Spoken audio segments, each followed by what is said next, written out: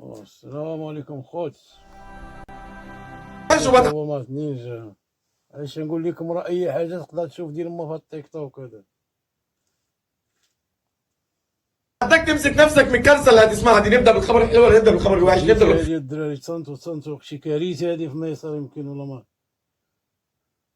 نبدا بالخبر الحلو يا جماعه. مبدئيا كده منتخب مصر هيواجه منتخب المغرب يوم لا منتخب مع منتخب دي.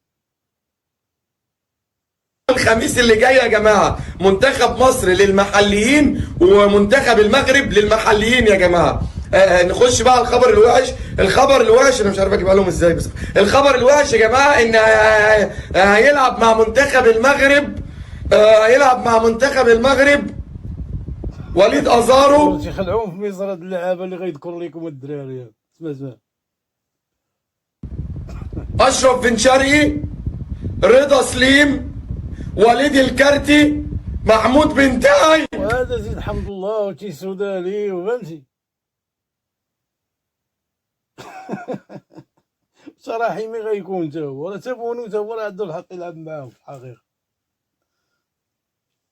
الخمس لاعيبه دول هيلعبوا مع منتخب المغرب امام منتخب مصر للمحليين يوم الخميس اللي جاي، وربنا يستر يا جماعه. كل الناس المرشح الأول لحد الآن للتتويج باللقب أمام والله الا صحاب فرفارة زيد. الميدان باش يتفرج على المنتخب البرازيلي. كما كنت قلت لك تدخل باش تتفرج على المنتخب البرازيلي راك تخسر ميت. ما في ضروري يجبدوا المغرب.